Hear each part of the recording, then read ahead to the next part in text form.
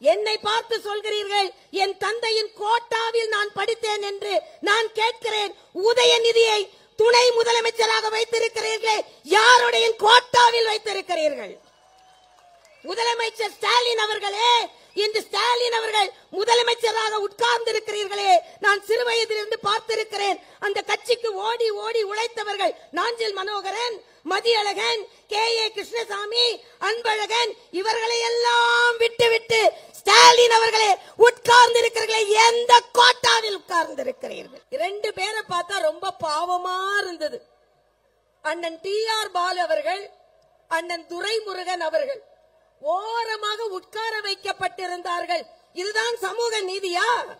உங்கள் கட்சிக்குள்ளேயே சமூக நீதி இல்லை, பின்பு சமூக நீதியை பற்றி நீங்கள் பேசுகிறீர்களா? ஸ்டாலின் அவர்களே, அதை பற்றி பேசுவதற்கு உங்களுக்கு எந்த உரிமையும் இல்லை.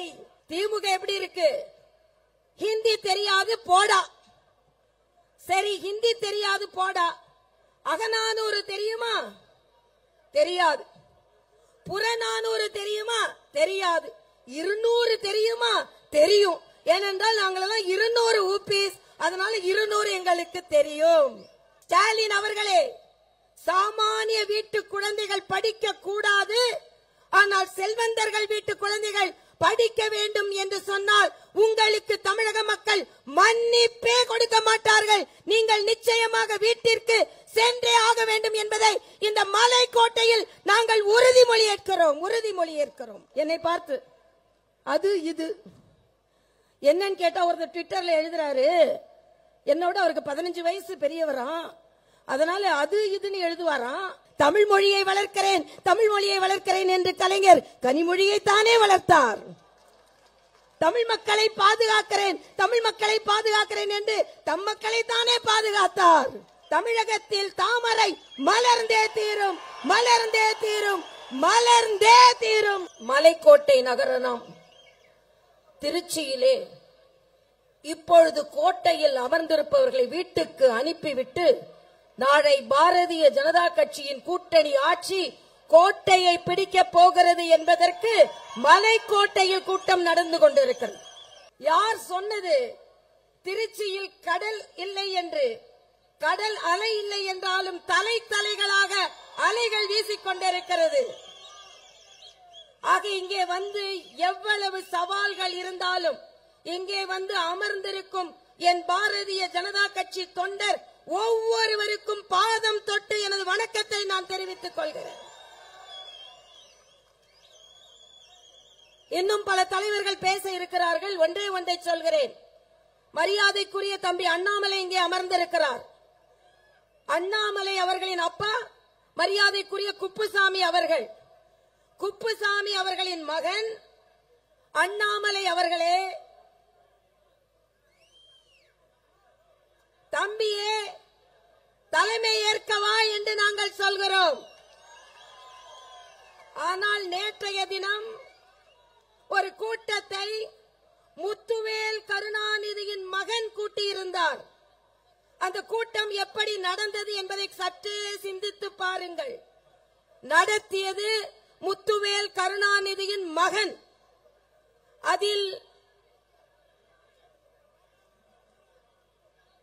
தொகுதி வரையறையை பற்றி பேசியது முத்துவேல் கருணாநிதியின் பேரன்.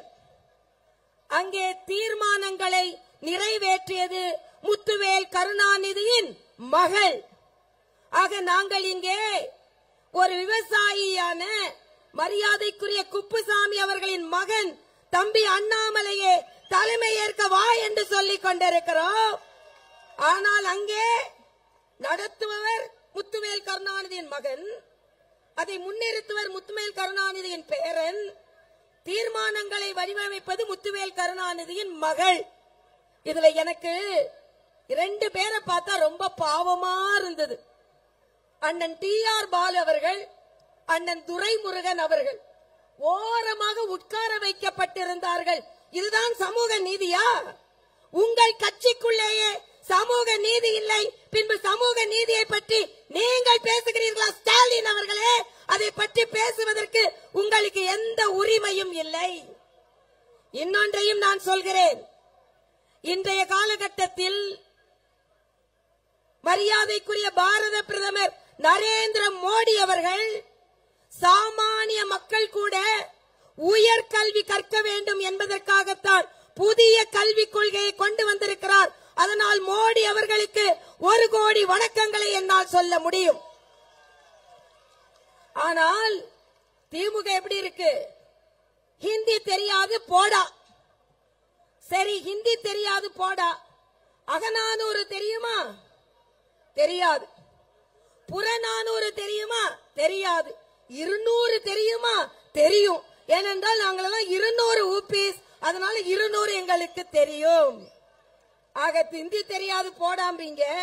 ஆனா அகநானூறு தெரியாது, புறநானூறு தெரியாது, ஆனா 200 தெரியும்.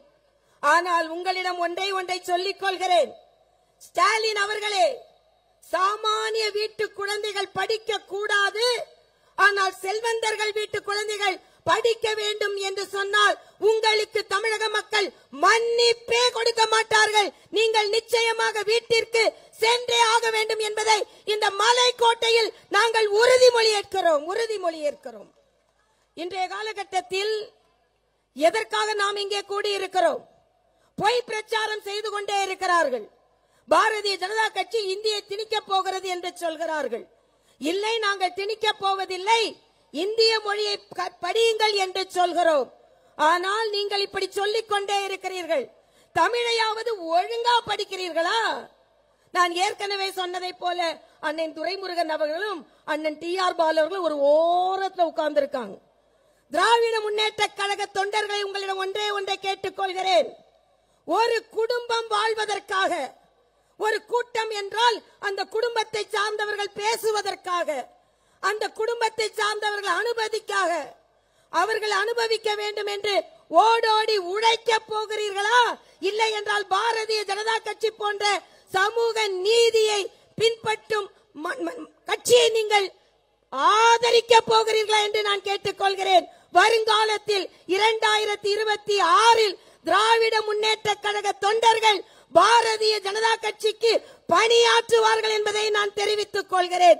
ஏனென்றால் அங்கே பணியாற்றினா முத்துவேல் கருணாநிதியின் பேரன், மகன், மகள். ஆனால் இங்கே பணியாற்றினால் குப்புசாமியின் மகன் அண்ணாமலை. ஆக இந்த காலகட்டத்தில் நான் ஒண்ணு சொல்றேன்.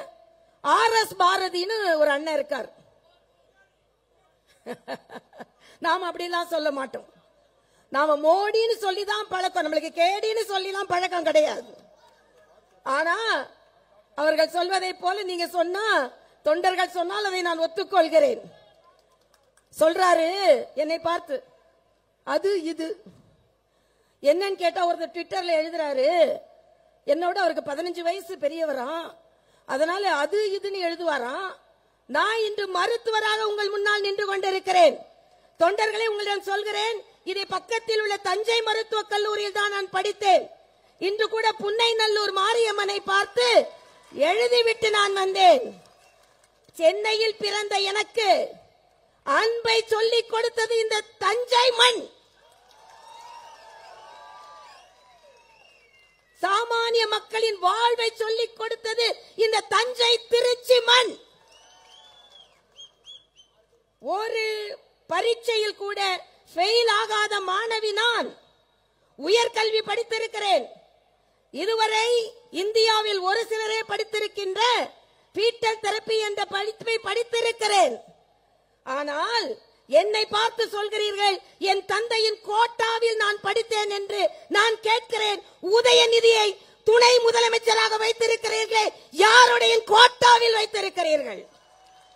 முதலமைச்சர் ஸ்டாலின் அவர்களே, இன்று ஸ்டாலின் அவர்கள் முதலமைச்சராக உட்கார்ந்து இருக்கிறீர்களே, நான் சிறு வயதிலிருந்து பார்த்திருக்கிறேன். அந்த கட்சிக்கு ஓடி ஓடி உழைத்தவர்கள் நாஞ்சில் மனோகரன், மதியழகன், K.A. கிருஷ்ணசாமி, அன்பழகன், இவர்களை எல்லாம் விட்டு ஸ்டாலின் அவர்களே உட்கார்ந்து இருக்கிறீர்களே, எந்த கோட்டாவில் உட்கார்ந்து இருக்கிறீர்கள்? எந்த கோட்டாவில்? இன்னைக்கு நாம உழைக்கிறோம், நமக்கு வேர்க்குது. ஆனா நேற்று உதயநிதி பேசும்பொழுது ஒரு 4 வார்த்தைய பேப்பரை பார்த்து படிக்கல, வேர்க்குது வேர்க்குது வேர்க்குது. அப்ப தகுதி இல்லாமல் ஒரு இடத்தில் வைத்திருந்தால் நிச்சயமாக உங்களுக்கு வேர்க்கத்தான் செய்யும். அதனால் சொல்கிறேன், இன்றைய காலகட்டத்தில் பாரதிய ஜனதா கட்சி நிச்சயமாக வெற்றி பெறும். அதற்கு புதிய கல்விக் கொள்கை என்ற தமிழ் வழி கொள்கை. கனிமொழி அவர்களை கேட்கிறேன். இன்று சொல்கிறார்கள், மரியாதைக்குரிய நிர்மலா சீதாராமன் அவர்களை பற்றி சொல்கிறார்கள். நான் கேட்கிறேன், கனிமொழி அவர்களே, இந்த தமிழிசை 5வது வரை தமிழ் மீடியம் பள்ளியில் படித்தேன். தமிழ் அறிஞரின் மகளாகிய நீங்கள் எந்த வழி கல்வியில் படித்தீர்கள்? தமிழ் மொழியை வளர்க்கிறேன், தமிழ் மொழியை வளர்க்கிறேன் என்று கலைஞர் கனிமொழியை தானே வளர்த்தார். தமிழ் மக்களை பாதுகாக்கிறேன், தமிழ் மக்களை பாதுகாக்கிறேன் என்று தம் மக்களை தானே பாதுகாத்தார். அதனால் தான் சொல்கிறேன், இந்த கோட்டை மாநகரில் இருந்து நீங்கள் கோட்டை விட போகிறீர்கள், நாங்கள் கோட்டையை பிடிக்க போகிறோம் என்று சொல்கிறேன். எல்லோரும் பேச இருப்பதால் சூரியன் உதிக்கிறதோ இல்லையோ, இலைகள் துளிர்க்கிறதோ இல்லையோ, கைகள் உயர்கிறதோ இல்லையோ, தமிழகத்தில் தாமரை மலர்ந்தே தீரும், மலர்ந்தே தீரும், மலர்ந்தே தீரும். நன்றி, வணக்கம்.